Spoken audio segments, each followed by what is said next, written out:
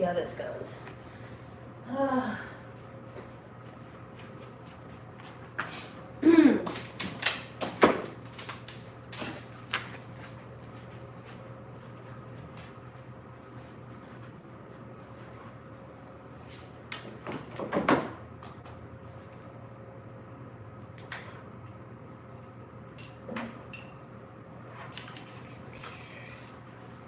Here we are. Hey, people.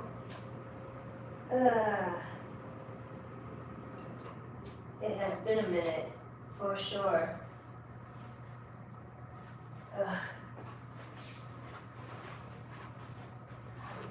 It has been, it's been a minute since I've gone live on, here. But we're back. Back with the podcast. Oh my gosh. Homie needs a new tripod, that's for sure. Right now I'm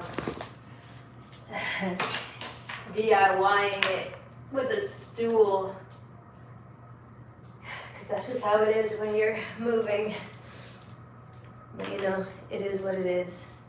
Hi from Belize. Oh my god. How have I been? All sorts.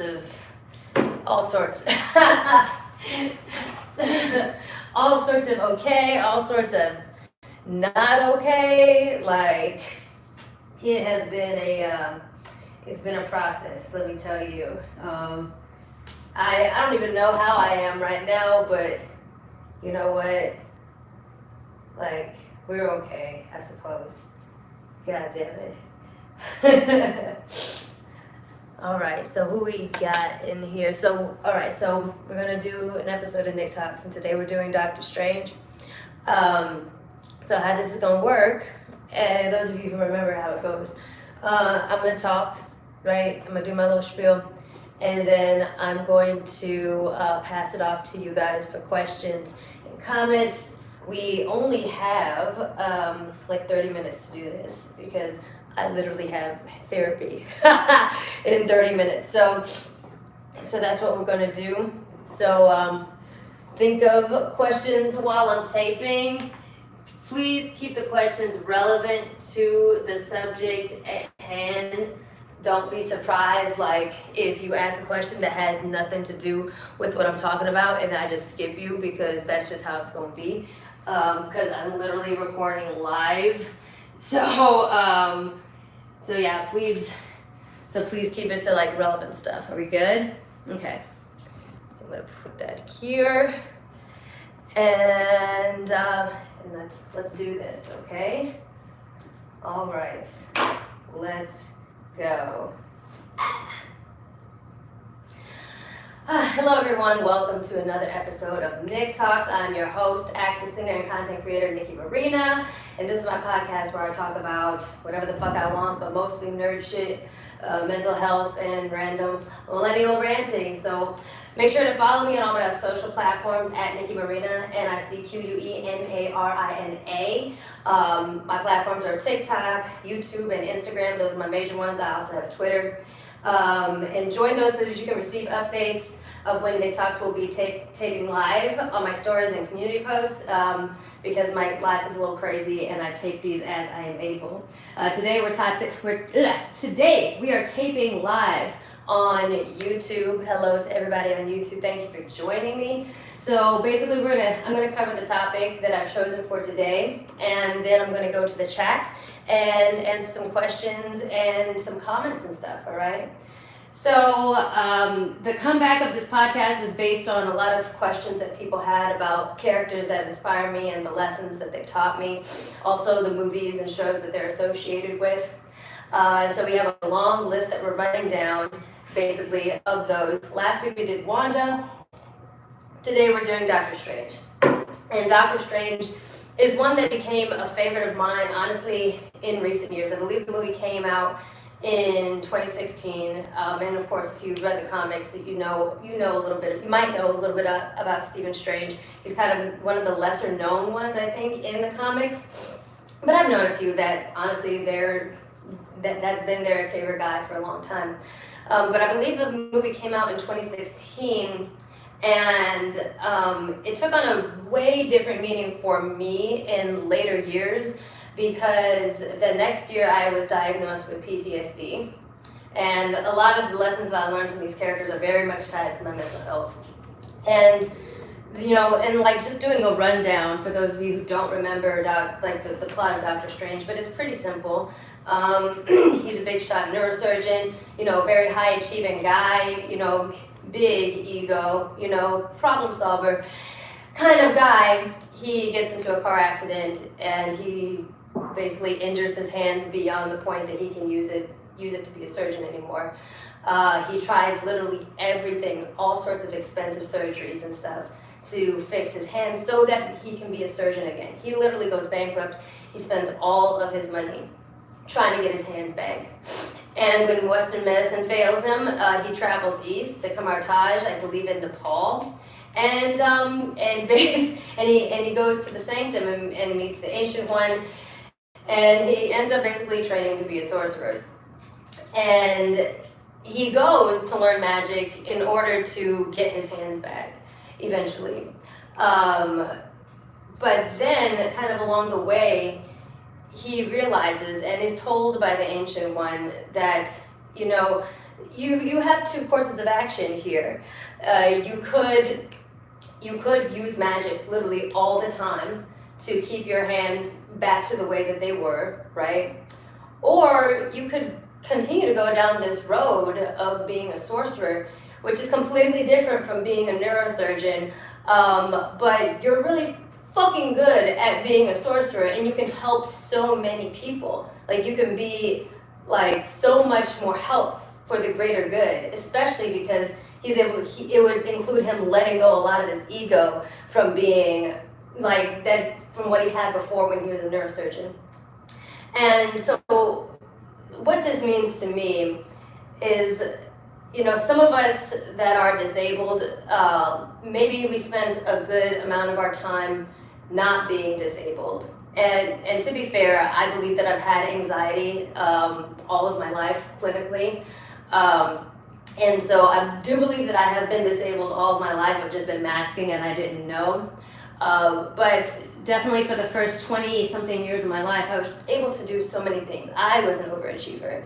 And I placed a lot of my value in the things that I could do, the amount of things that I could do, how impressive I could be, how smart I was, how much I could demonstrate, like how awesome I am at doing things, much like Stephen Strange. Very much ego-driven, very much accomplishment-driven, which is fine to be accomplishment-driven, but it literally became my entire identity.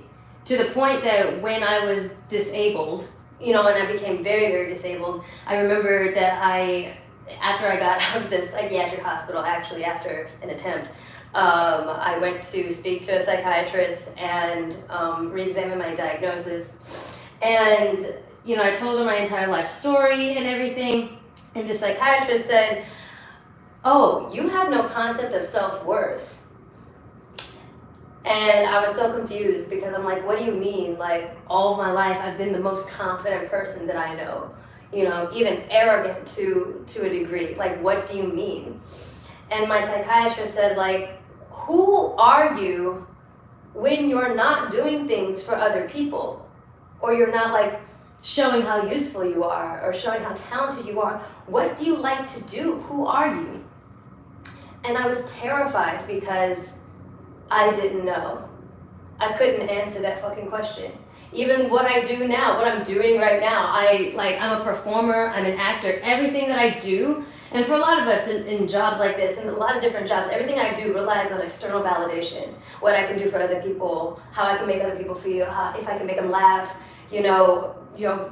how I'm performing all the time for people.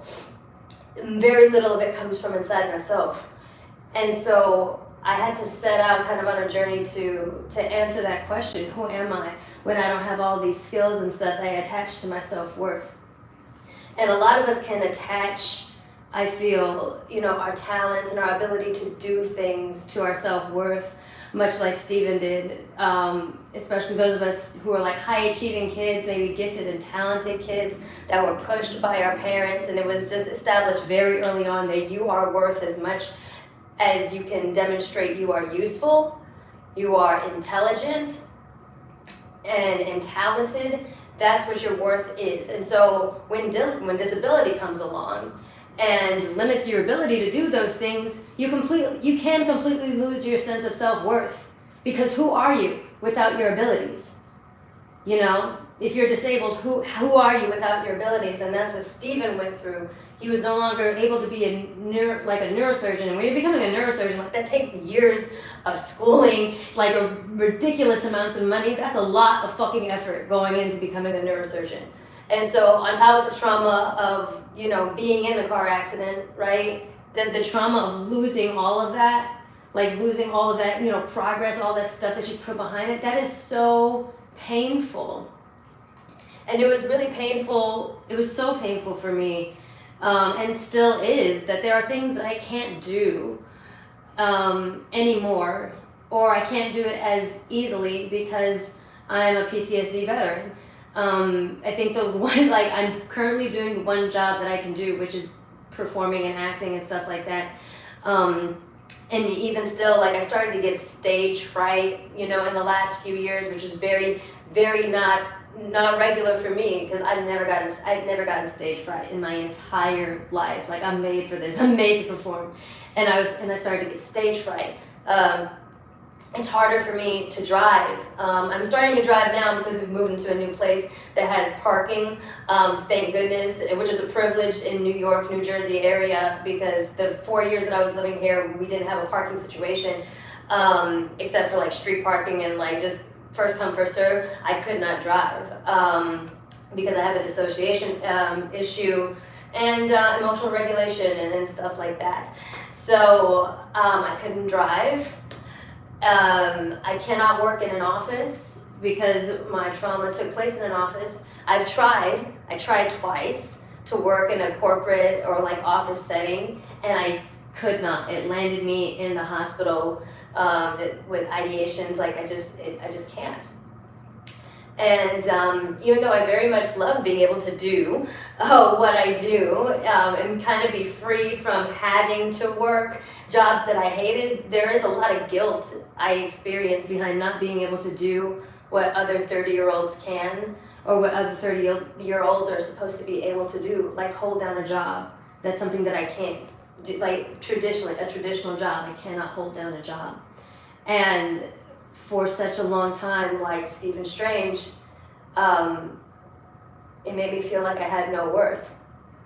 Now Stephen goes through this transformation of becoming a sorcerer, and he's very, very good at it. And part of the reason why he became a neurosurgeon is to help people. A big part of it is because of his ego, which I think happens when we become very like achievement driven, high achieving. Like even the good things that we do, it becomes not really for the greater good, it's more for our ego. And you know, like the ancient one said, like you can use magic all the time, like literally 24/7 to fix your hands, or you can accept that the you before the car crash is gone, and you can move forward with this new version of you that you've been able to create, that you've been able to reinvent, and the world will be so much better for it. And so the lesson that I take from Dr. Strange is that trauma changes you. It changes you in ways that you can't possibly imagine. And it's very, very frustrating, and you can lose your sense of self-worth. It's a radical acceptance that the version of you before your trauma is a completely different person. Dead and gone. I definitely feel like that. I feel like the Nikki before 2016 is dead. I don't know her. She doesn't exist anymore. And that's very painful because you've spent your entire life kind of building that identity, but trauma derails it. And the thing is, moving on from that, healing and reinventing yourself is completely possible. It is completely possible for you to like reach a higher version of yourself through your healing journey.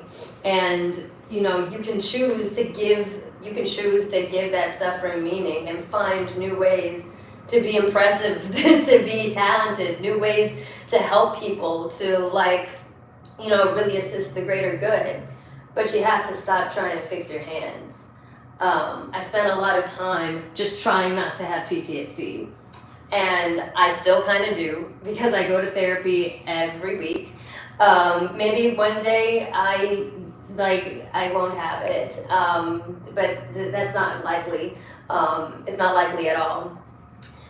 So for a long time, I just tried to not have PTSD, which sounds weird, but like I tried doing the things that I usually could do. I tried holding down 2 jobs. I tried driving. It didn't work because, like I said, the reality was that the me before my trauma was dead, and the person that I am now has a completely different ability set, skill set, and I have to work with that.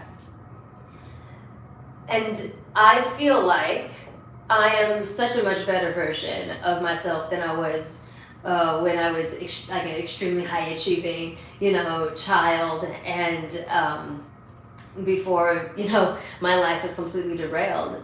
But it came with a radical acceptance that you're a different person now, and you have to stop trying to fix your hands. You can reinvent yourself. You can become a higher version of yourself, you know, and even in like just a more awesome version, more self-aware version, you know, a more benevolent, graceful, generous type of person, especially because you've been through so much shit. You can have, you know, greater empathy for people. But in order to get to that point, in order to heal, you have to stop trying to fix your hands. Like, you have to stop trying to fix yourself to the extent that you want to go back to what you were before, because you're not going to. You're just not. Even if you can get rid of some of the symptoms and stuff, you're just never going to be that person that you were before. And that radical acceptance is just so fucking important. I find that trying to get back to a version that of yourself that you were before can leave you very stuck.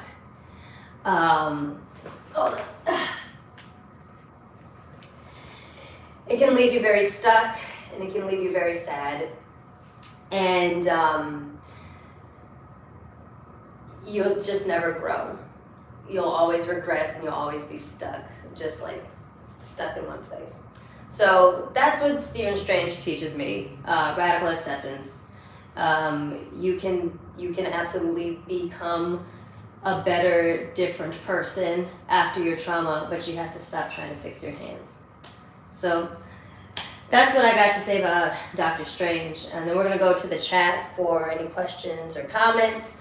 Again, please don't forget to follow me on my social media, on TikTok, on YouTube, and on Instagram at Nikki Marina, NICQUEMARINA. And I can't wait to do some of the other characters that we have in the lineup. Some of them that we have in the lineup are Tony Stark, Bucky Barnes, Sam Wilson, Falcon and the Winter Soldier, just as a show in general. Loki as a character, Thor as a character. We just have a lot lined up. So I don't know if there's anything in the chat, but I'm gonna go to the chat, and I saw a few comments. Let's answer some questions if there are any. I was really happy I stumbled upon this today. Aw, thank you. Like, it's hard to see the chat bubbles; they disappear so quickly. Yeah, for sure. This is the character that I love talking about, because I think a lot of people miss this about Doctor Strange. You're such a beautiful, hilarious soul. I love the normalization of mental health. You know, sometimes I feel a little bit some type of way about it, because like the extent to which like mental illness is such a prevalent thing, it shouldn't be. Like people say like it's okay to be okay, and not be okay, and I know it's okay to not be okay. But I want to be okay, you know? On top of therapy, how did you learn to recreate yourself or learn to find the new you? On top of therapy, things I did, I started doing yoga, which is, you know, more of a spiritual practice than physical. It's not meant to be a workout. There are some creators that talk about yoga quite a bit. One is Nick Yoga on TikTok, NIK Yoga, I believe is her username, and she's very good. I highly encourage people to follow creators that basically promote the ancient sacred practice of yoga. But that yoga helped me to be more mindful. I started doing martial arts, just things with my body that helped me, you know, practice mindfulness. Martial arts is definitely about strength and stuff, but it's not about being angry, and it's not about, like, you know, being out of control. You have to be extremely in control and very, very calm to be good at martial arts, and I love what it does for me. So yeah, therapy, yoga, martial arts. Yeah, those are some of the big things that I've done. I do cognitive behavioral therapy, and I do dialectical behavioral therapy, which is what I have in like a few minutes. But yeah, those are some of the things that have helped me just kind of like take a step back from being so like achievement driven. Like martial arts is very, like I said, achievement driven, but it's, you know, to an extent, it's not about winning or losing in some ways. Like in some ways it is, but it's about doing the best that you can, and, you know, just you being your own, like you being your biggest opponent, and trying to like just become better than you were the day before. And if you lose, like, as long as you were doing the best that you can, that's all that matters.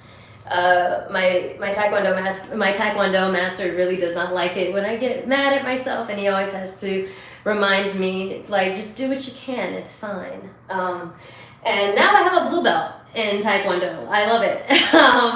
So I'm very proud of myself in that. I'm going to be moving toward a black belt soon. So yeah. Yeah, any other questions? Let's see, what else we got? I saw a few pop up, but like I said, the bubbles disappear so quickly on YouTube. My goodness, it's not like that on TikTok. Next week we'll go to Instagram, and I'm just gonna rotate through the platforms. But yeah, what else we got? I saw somebody say that they kind of like skim past Doctor Strange. That happens quite a lot. And like I said, I didn't really get these lessons from this character until after 2016, after it came out. What about someone who isn't good at anything, who can't even do basic chores right, can't write what they want to write, can't draw what they want to draw, can't do anything ever at all? Like I said, these things, like these lessons, I feel like you have to apply it to, like, you know, to yourself and your specific situation. And the thing is, like, getting to a point where you're not trying to like get back to where you were before, like, it takes some time, because there's probably like 1 or 2 years where I was really frustrated with the things that I couldn't do. It takes a while. It takes a process to get there. And if you're not there yet, then like that's completely, you know, that's fine, you know. Everybody in their own time. But the thing is, like, you don't have to be useful to have value. Like, just this comment just said, you don't have to be useful to have value. That's something that I had to learn, is that you have value just by being here. Just by being here and experiencing life and doing what you can. I think that's what it's about. Like, and I appear able-bodied, and I believe I have more physical abilities than other people with different disabilities. And I think that all we can do is work with what we got. All we can do is work with, you know, what our individual bodies and minds can do, and just do our best. I can't speak to people that don't have the disabilities that I have. But I'm just talking about the lessons that I've learned. So I hope that it does help people that do have different disabilities than I do. Yeah, I guess that's what I have to say. That's what I have to say to that. Yeah, I do recognize that there there are people that can do much less. Like they can't walk. Speaking is very very very very hard. I have a brother who is autistic. Both of us, I believe, are on the spectrum. I'm getting that looked at, but I'm like 95% sure I am also on the spectrum. But he had very high needs growing up, and there was a period of time where he couldn't talk. And so, at least I do have experience, at least taking care of somebody who, there's a lot of things that are very hard for them to do. So yeah, that's what I have to say about that. I'm checking the time. We got a few minutes for like a few more questions. Glad to answer any. Glad to answer. And like I said, as a reminder, I'm gonna cycle through my platforms as far as the live tapings, and so next week we're gonna do Instagram. Bring this over. Let me read it so I'm like, how did you manage the healthy friendships that you wanted to keep?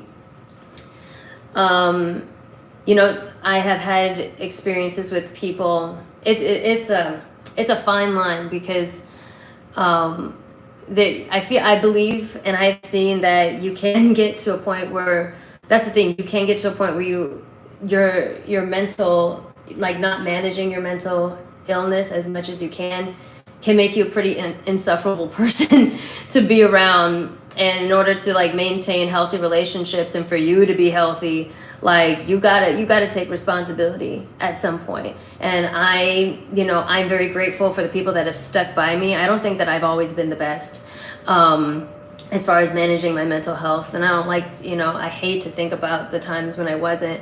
But I believe that people in my life have always known that I am always doing my best, and so they have supported me and stood by me in some of my darkest hours. And there are some that have and then there's some that like they've abandoned me, and those are stories that I will not tell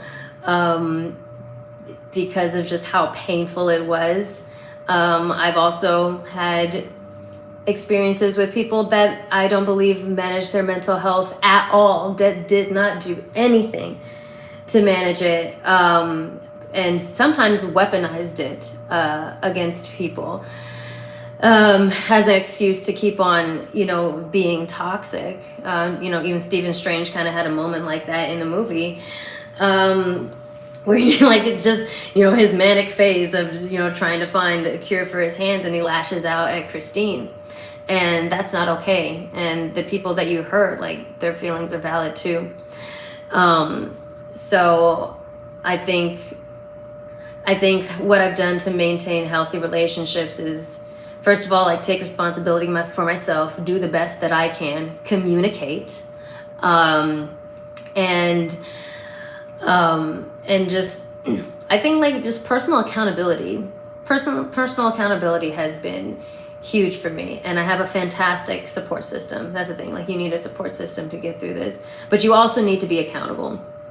I have cut people off that also are mentally ill, because I'm like, I know that you're going through some shit, but I tell you what, you ain't gonna talk to me crazy like that, and you're not gonna manipulate me, you're not gonna weaponize your condition against me. You are not.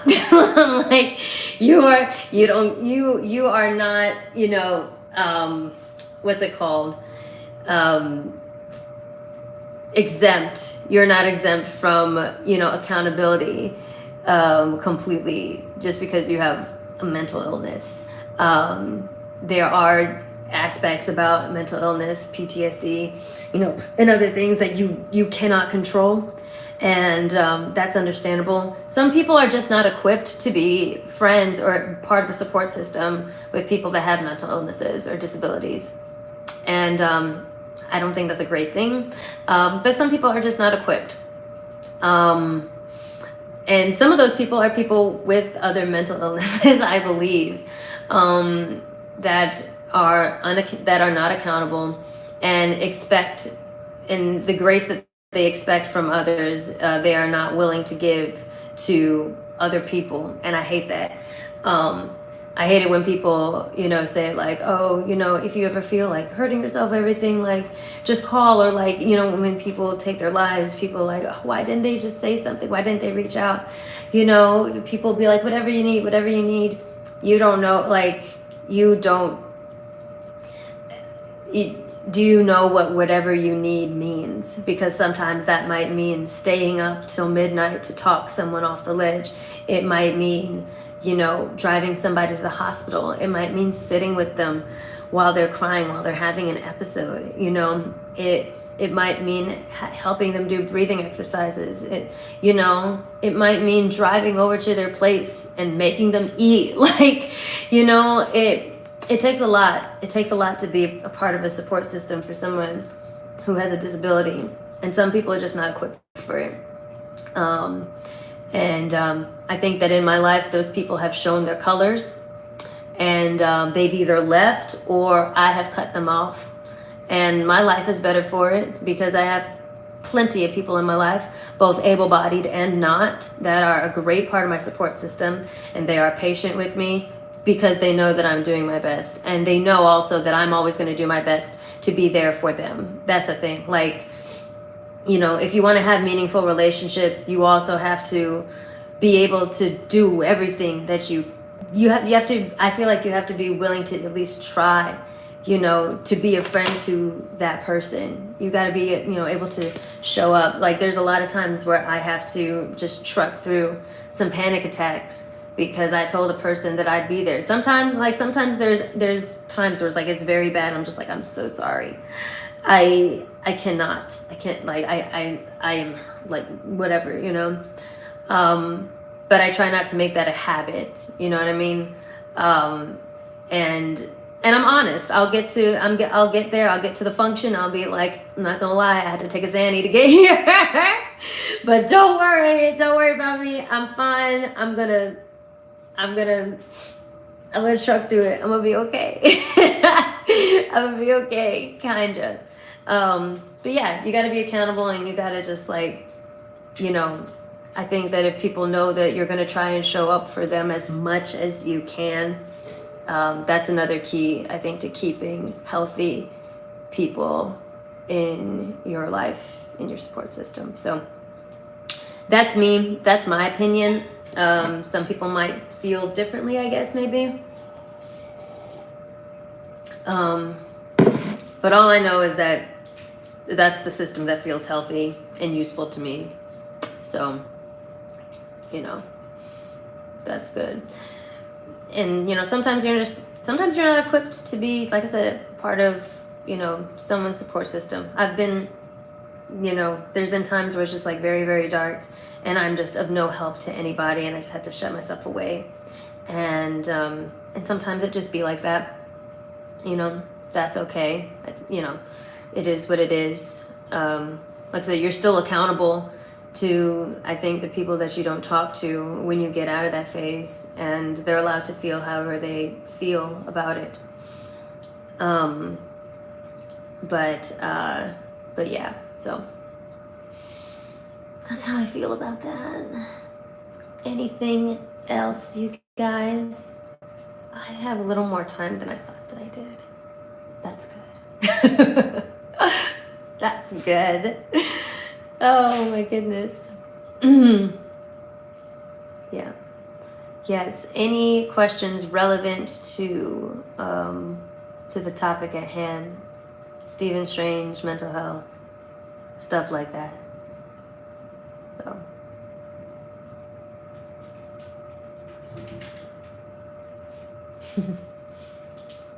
You could be hearing my dog. The dog's walking around with a bone in his mouth. Oh my goodness. Questions relevant to the topic at hand. Thank you.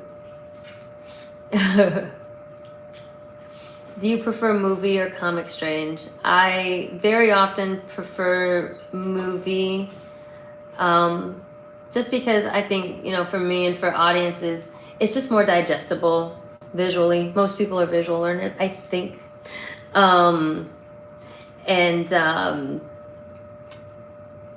don't know. I think, I'm a movie gal. I did read the comics when I was younger, but for me, I retain information better through movies, and I think a lot of people do. And because there's a lot of people that haven't touched a comic book at all that are getting into Marvel, which I completely support, by the way, very, very much so. I think it's more easily digestible for audiences through movies. So that's my opinion. Yeah. All right. Anything else? Like I said, next week I think we're gonna do either Bucky Barnes or Tony Stark. I haven't decided yet, but I will. Yeah, I got started with the movies too. Yeah, a lot of people got started with Marvel, with the movies, which I think is awesome, because they're once upon a time. First of all, comics are really fucking expensive. So he had a sister that got sick. He felt like he failed to save her, and that's why he doesn't take patients. He feel like he can't help cure. Yes, do remember that. I do remember that. Believe they touched on it in Multiverse of Madness, if I'm not mistaken. I've only seen the movie once. I've only seen the movie once, so yeah. No. Are there DC characters that you feel like you relate to better than Marvel? Not really. Like I read DC comics, but I always fixated on Spider-Man when I was younger.